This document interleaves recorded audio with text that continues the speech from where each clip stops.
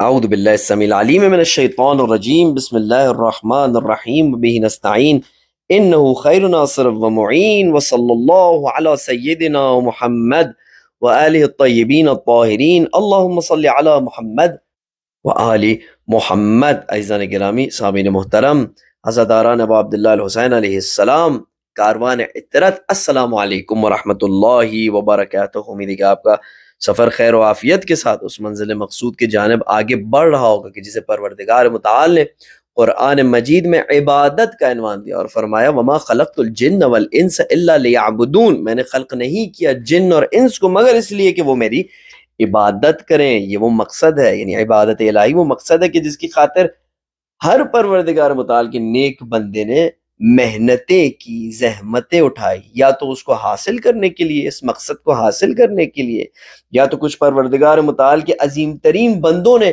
اس مقصد کی جانب جو راستے جا رہے ہیں ان پر بھی چلنے کو آسان بنانے کے لیے بڑی بڑی قربانیاں دی، ہمارے لیے قربانی دی، تاکہ پروردگار متعال کے اس مقصد کو ہم حاصل کر سکیں کہ جس کے لیے اس نے ہمیں خلق کیا ہے، خلق فرمایا ہے، وما خلقت الجن والانس الا لیعبدون۔ اور انہی عظیم قربانیوں اور محنتوں کے نتیجے میں آج کلام الہی ہمارے سامنے موجود ہے۔ آج اہل بیت علیہ السلام کا نورانی کلام، ان کی نورانی گفتگو ہمارے پاس موجود ہے، اور عظیم ترین قربانی سالار شہیدان مولا حسین ابن علی علیہ السلام سید الشہداء نے دی پروردگار متعال کے راستے میں۔ اور اس کا ہدف کیا تھا؟ عزیزان گرامی، آئیے ایک حدیث میں آپ کی خدمت میں پیش کرتا ہوں، خود مولا حسین ابن علی علیہ السلام کی زبانی، کہ جو اسی آیت کی تفسیر میں ہے کہ وما خلقت الجن والانس الا لیعبدون کا مطلب کیا ہے۔ دیکھیں کیا فرماتے ہیں، فرماتے ہیں کہ ایھا الناس، اے لوگوں، ان اللہ جل ذکرہ ما خلق العباد الا لیعرفوا، بے شک کہ پروردگار متعال نے خلق نہیں کیا اپنے بندوں کو مگر اس لیے کہ وہ اسے پہچانے۔ فَإِذَا عَرَفُوهُ عَبَدُوا، جب وہ اسے پہچان لیتے ہیں یا جب اسے پہچان لیں گے پھر اس کی عبادت کریں گے۔ عجیب بات ہے، دیکھیں، یعنی اب عبداللہ الحسین علیہ السلام ہمیں بتا رہے ہیں کہ معرفت الہی، اللہ سبحانہ و تعالیٰ کی پہچان، پروردگار متعال کی شناخت کا تعلق عبادت الہی سے ایسا ہے کہ جیسا وضو کا تعلق نماز سے ہے۔ جب تک وضو نہیں لیں گے، جب تک وضو نہیں کریں گے، تب تک نماز نہیں پڑھی جا سکتی۔ اسی طریقے سے فَإِذَا عَرَفُوهُ عَبَدُوا، جب تک پروردگار متعال کی شناخت، بہت امپورٹنٹ نقطہ میں آپ کی خدمت میں عرض کرنے جا رہا ہوں، اس کو کوشش کریں کہ واضح طور پر سمجھ لیں، اس لنک کو جو آپ کی خدمت پیش کی جا رہی ہے۔ جب وہ شناخت حاصل کریں گے پروردگار متعال کی، جب اپنے رب کو پہچانیں گے پھر اس کی عبادت کریں گے۔ بس عبادت کا مقدمہ پروردگار متعال کو پہچاننا، اور خود عبادت کس چیز کا باعث بنے گی کہ فَإِذَا عَبَدُوهُ، جب یہ اپنے رب کی عبادت کریں گے، استغنوا بِعِبَادَتِهِ، یہ غنی ہو جائیں گے پروردگار متعال کی عبادت کے باعث، پروردگار متعال کی پرستش کے باعث، ان عبادت من سوا، پروردگار متعال کے غیر کی پرستش سے، یعنی غیر کی غلامی، غیر کی عبادت، پروردگار متعال کے سوا کسی اور کی غلامی اور عبادت سے تب تک آزادی حاصل نہیں ہوگی، بقول مولا حسین ابن علی علیہ السلام کے، جب تک کہ پروردگار متعال کی عبادت حاصل نہ ہو۔ اور پروردگار متعال کی عبادت تب تک حاصل نہیں ہوگی جب تک کہ پروردگار متعال کی معرفت حاصل نہ ہو۔ اس کا مطلب سب سے بڑی چیز جس کی ہمیں ضرورت ہے اس مقصد کو حاصل کرنے کے لیے جس کے لیے پروردگار متعال نے ہمیں خلق فرمایا ہے، وہ ہے معرفت الہی۔ خوب عزیزان گرامی، کیا ائمہ اطہار علیہم السلام ہمارے رہنما نہیں ہیں؟ کیا پروردگار متعال کی راہ میں وہ ہمیں فیسیلیٹیٹ کرنے نہیں آئے؟ کیا سعادت کی راہ وہ ہمیں دکھانے نہیں آئے ہیں؟ حتماً اس کا جواب مثبت ہے، اس میں کوئی شک نہیں ہے۔ تو جواب اس سوال کا کوئی مجھے دے دے کہ کیا ممکن ہے کہ کوئی ہمارا ہادی ہو، رہنما ہو، اور وہ ہماری معرفت الہی کی جانب رہنمائی نہ کرے؟ کیا ممکن ہے؟ یعنی معرفت الہی مقدمہ ہے اس چیز کا جو پروردگار متعال چاہ رہا ہے، جس ہدف کے لیے پروردگار متعال نے ہمیں خلق کیا، اسی معرفت کو اگر ہمارا ہادی ہمیں نہ بتائے، اگر پہچان نہ کروائے، تو یہ کیسا رہنما ہے؟ ممکن نہیں ہے کہ ہمارے رہنما اور ہمارے ہادی اور ہمارے امام ہمیں پروردگار متعال کی معرفت اور پہچان نہ دلائے۔ عزیزان گرامی، یہی وہ مقصد ہے۔ دیکھیں ہم زیارت اربعین میں کیا کہتے ہیں اللہ سبحانہ وتعالیٰ کی بارگاہ میں، کہ یہی وہ مقصد ہے کہ تجھے پہچنوانے کے لیے، تیری جانب سے جہالت کے پردوں کو ہمارے دلوں پر جو چھائے ہوئے دور کرنے کے لیے، تیری شناخت کو ہمارے دلوں میں پیدا کرنے کے لیے، ہمیں تجھ سے نزدیک کرنے کے لیے اب عبداللہ الحسین علیہ السلام نے سب سے بڑی قربانی دی۔ دیکھیں جملہ کیا ہے، وَبَذَلَ مُهْجَتَهُ فِيكَ، اور اپنے خون دل کو تیرے راہ میں بہا دیا۔ کیا حاصل کرنے کے لیے؟ لِيَسْتَنْقِذَ عِبَادَكَ مِنَ الْجَهَالَةِ، تاکہ نجات دے، بیدار کرے، رہائی بخشے عبادک، تیرے بندوں کو، من الجہالہ، جہالت سے۔ عزیزان گرامی، جہالت یعنی نادانی، معرفت یعنی پہچان، یہ دونوں اپوزٹ ہے ایک دوسرے کے۔ اگر معرفت ہوگی تو جہل نہیں ہوگا، اگر جہل ہوگا تو معرفت نہیں ہوگی۔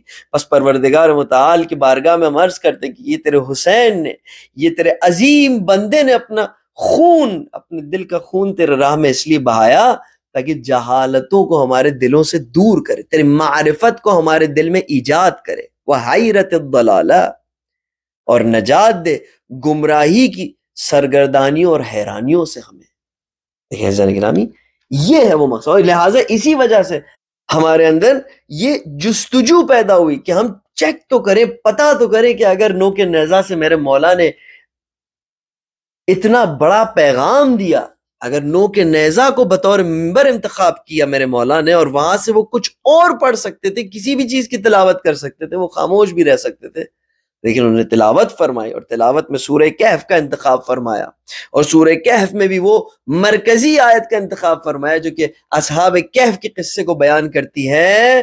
تو کسی بھی مولا کے شیدائی کے لیے یہ ایک بالکل جیسے کہتے ہیں obvious سی بات ہے کہ وہ کیوں اس کے سمت متمائل نہ ہو، کیوں وہ سورہ کہف کو کھول کے بار بار نہ پڑھے کہ میرے مولا کیا فرمانا چاہتے تھے نوک نیزہ سے۔ اتنی حساس کون سا اس میں پیغام ہے جو اتنی حساس جگہ میرے مولا نے انتخاب کی؟ اپنے علی اصغر کا نوحہ نہیں پڑھا، اپنے علی اکبر کا نوحہ نہیں پڑھا، زینب کی اسیری پر آہ واویلا نہیں کیا، کوئی اور گفتگو نہیں فرمائی، پڑھا تو سورہ کہف کی اس مبارک آیت کی تلاوت فرمائی۔ کیا میرا حق نہیں بنتا کہ میں مولا کی محبت میں اس سورہ کہف کو پڑھ کر پروردگار متعال سے مدد طلب کروں کہ اللہ تو مجھے بتا کہ وہ کون سا پیغام ہے جو میرے مولا نے اتنی حساس جگہ سے دینے کی کوشش کی۔ ہم نے اس کے لیے اس کاوش کو انجام دیا، کوشش کی کہ کچھ مختصر تحقیق آپ کی خدمت میں پیش کریں، اور اس تحقیق کا نتیجہ ہم نے اس آیت تک پہنچایا کہ فَلَعَلَّكَ بَاخِعٌ نَفْسَكَ عَلَىٰ آثَارِهِمْ إِن لَّمْ يُؤْمِنُوا بِهَٰذَا الْحَدِيثِ أَسَفًا۔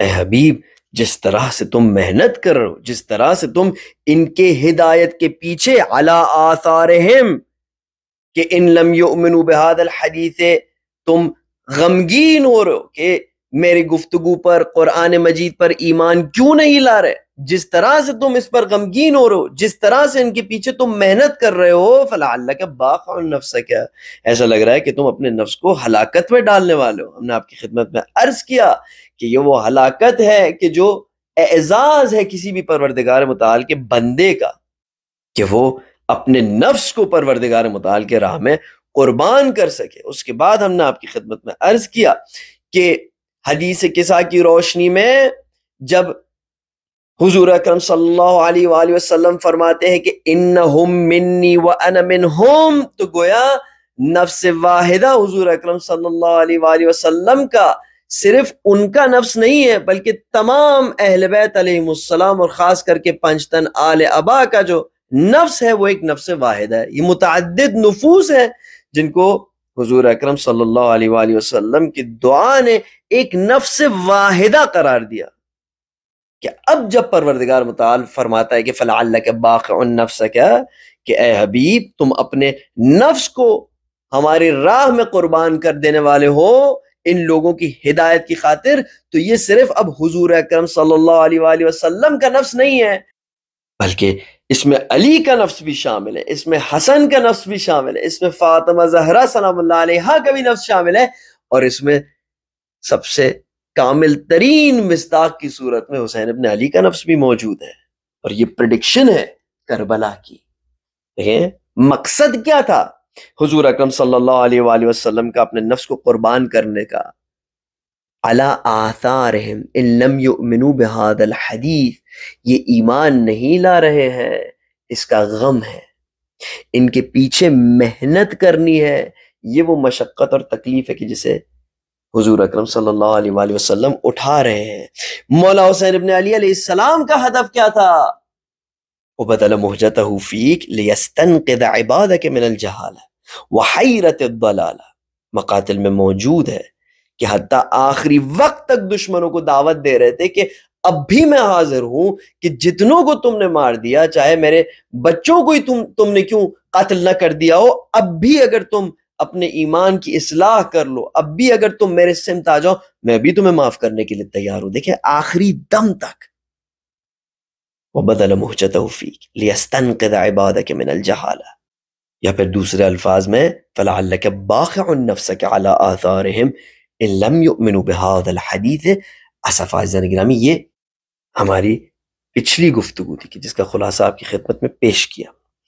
آج کی گفتگو میں انشاءاللہ ہم آیت نمبر 7 اور 8 کا مطالعہ کریں گے اور دیکھیں گے وہ کون سا راز ہے جو ان آیات میں موجود ہے۔ اگرچہ کہ گفتگو بالکل واضح ہے، یعنی جو قرآن مجید سے انسیت رکھتے ہیں، جو اہل بیت علیہ السلام کے کلام سے انسیت رکھتے ہیں، ان کو زیادہ دیر نہیں لگے گی اس راز کو ڈھونڈنے میں جو کہ ان آیات میں موجود ہے، اور جن کی وجہ سے، اور جس راز کی وجہ سے ان آیات اور کربلا کے بیچ ایک گہرا رشتہ ہے۔ عزیزان گرامی، آیت نمبر 7 یہ ہے کہ اِنَّا جَعَلْنَا مَا عَلَى الْأَرْضِ زِینَةً لَهَا لِنَبْلُوَهُمْ أَيُّهُمْ أَحْسَنُ عَمَلًا۔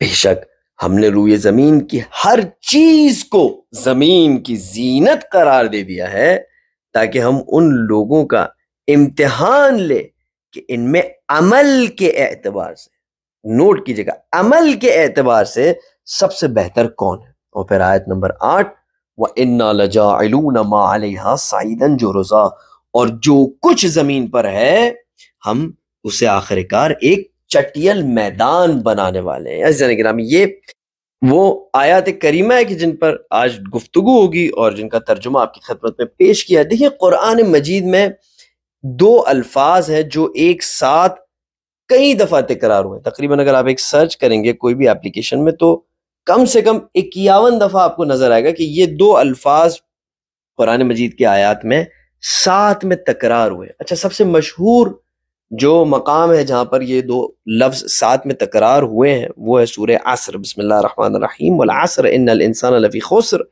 الا الذین آمنوا وعملوا الصالحات۔ ٹھیک ہے، آمنو کا مطلب یہ کہ جو ایمان لاتے ہیں، عامل الصالحات کا مطلب وہ جو نیک عمل انجام دیتے ہیں۔ ہم دیکھتے ہیں کہ یہ 2 الفاظ ہمیشہ ساتھ ساتھ قرآن مجید میں تکرار ہو رہے ہوتے ہیں۔ میں چند آیتوں کو بطور نمونہ آپ کی خدمت میں پیش کرتا ہوں، آپ ان آیتوں کو پڑھیں اور اس کے بعد اس خاص نقطے کی طرف انشاءاللہ میں آپ کو لے جانا چاہ رہا ہوں جو اس آیت کے لیے مختص ہے۔ یعنی اس آیت میں یہ رشتہ ٹوٹا ہے اور پھر ہم اس رشتے کے ٹوٹنے کے راز پر انشاءاللہ گفتگو کریں گے۔ دیکھیں، وَبَشِّرِ الَّذِينَ، بشارت دو اے حبیب، کن کو؟ الَّذِينَ آمَنُوا وَعَمِلُوا الصَّالِحَاتِ، جو ایمان لے آئے اور عمل صالح انجام دیتے ہیں۔ وَالَّذِينَ آمَنُوا وَعَمِلُوا الصَّالِحَاتِ، اور جو لوگ ایمان لے آتے ہیں اور عمل صالح انجام دیتے ہیں، اولئک اصحاب الجنہ، وہ جنت میں ان کا قیام ہوگا۔ یا وَأَمَّا الَّذِينَ آمَنُوا وَعَمِلُوا الصَّالِحَاتِ فَيُوَفِّيهِمْ أُجُورَهُمْ، ان کو ان کا نتیجہ کام کا پوری طرح دیا جائے گا۔ اسی طرح آپ دیکھیں گے تو کم سے کم آپ کو 51 مقام پر، 51 جگہوں پر یہ بات نظر آئے گی کہ یہ 2 لفظ ایک جوڑی کی طرح آپس میں ساتھ نظر آئیں گے اور یہ بار بار تکرار ہوں گے۔ یعنی گویا پروردگار متعال کے یہاں ایمان کے عمل کے بغیر کوئی ارزش نہیں ہے اور عمل کی ایمان کے بغیر کوئی ارزش نہیں ہے۔ لہٰذا جب بھی کوئی اچھی بات آتی ہے، پروردگار متعال کے یہاں کمال حاصل کرنے کی بات آتی ہے، اجر و ثواب حاصل کرنے کی بات آتی ہے، تو پروردگار متعال 2 صفت بیان کرتا ہے اپنے بندوں میں کہ ایمان بھی لائیں گے اور عمل صالح بھی انجام دیں گے. بالکل واضح بات ہے، اس میں کوئی عجیب بات نہیں ہے، صرف ایک مقدمے کے طور پر آپ کی خدمت میں یہ بات پیش کرنی تھی. اور اب ہم واپس آتے ہیں اس آیے کریمہ کی طرف جو ہماری موضوع ہے، کہ جس میں اللہ سبحانہ وتعالیٰ فرماتا ہے کہ اِنَّا جَعَلْنَا مَا عَلَى الْأَرْضِ زِينَةً لَهَا، کہ بے شک ہم نے روئے زمین کی ہر چیز کو زمین کی زینت قرار دے دیا، لِنَبْلُوَهُمْ، تاکہ ہم ان کا امتحان کریں، ان لوگوں کا امتحان کریں. کس چیز کو جاننے کے لیے؟ اس امتحان کے رزلٹ میں کون سی چیز ہے جو انہیں کامیاب کرے گی؟ ایہم احسن عملا، کہ کون ہے ان میں سے جو بہترین عمل انجام دیتا ہے. دیکھیں حضرت گرامی، یہاں پر ایک خاص مقام ہے جہاں پر پروردگار متعال نے عمل ڈیمانڈ فرمایا ہے. کہاں ہے کہ میں امتحان لوں گا اس لیے تاکہ تم میں سے وہ لوگ باہر نکل آئیں، کامیاب ہو جائیں اور فلاح پا جائیں کہ جن کا عمل بہترین عمل ہوگا.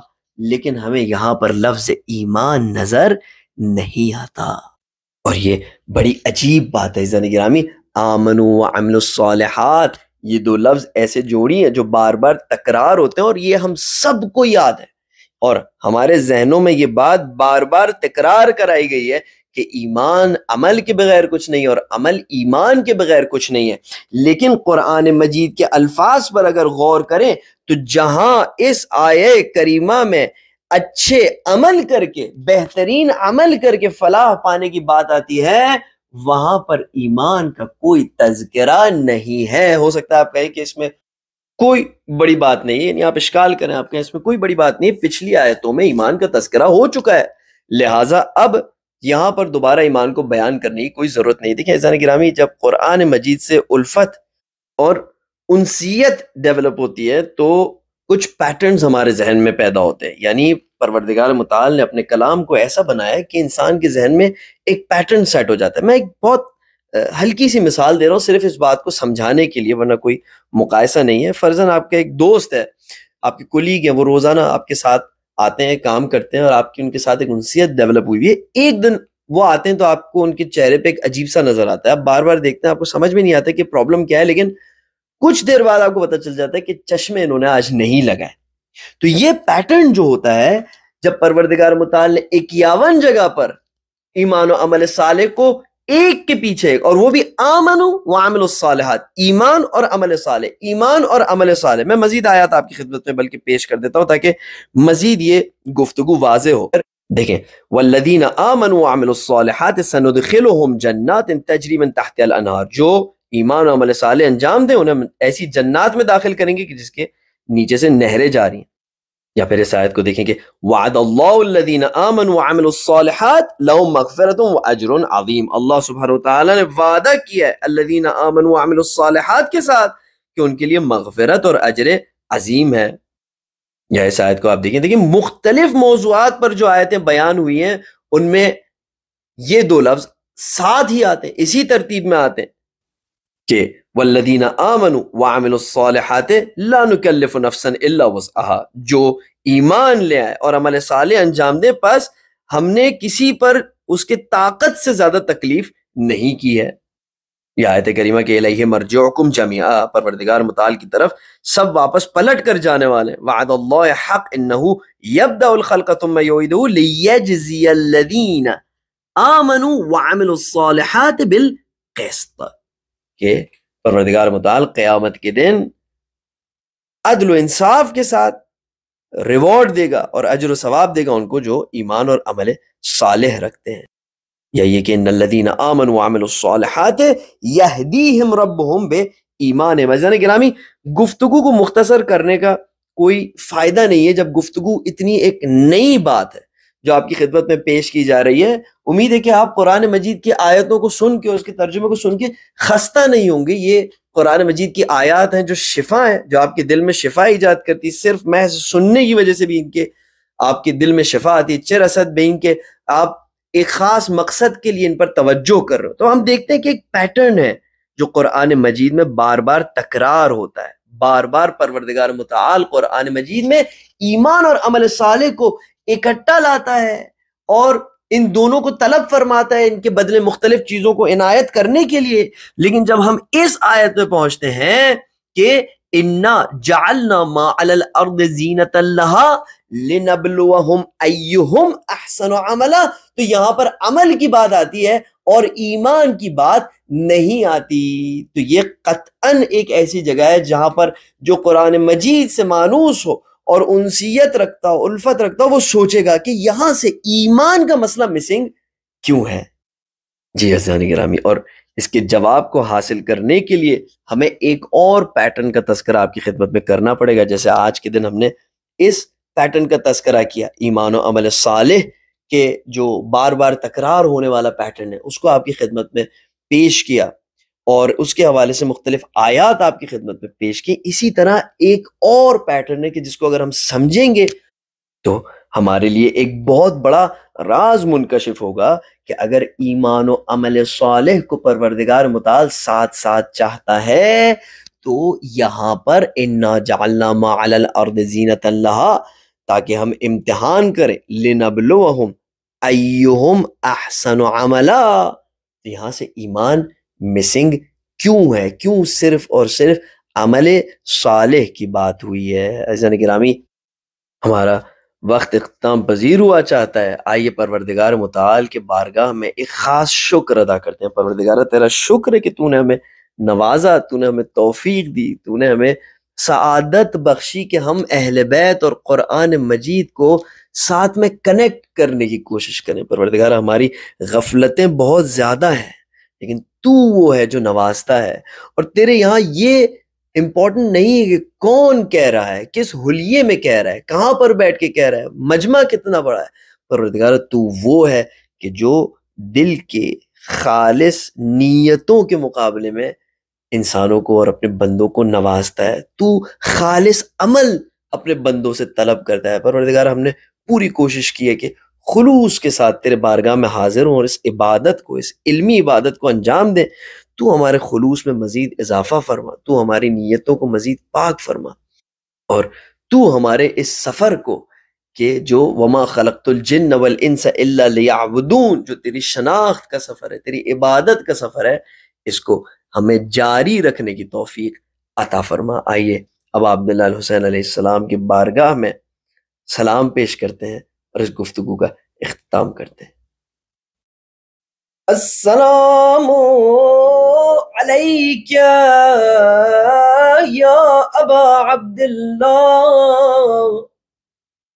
وعلى الأرواح التي حلت بفنائك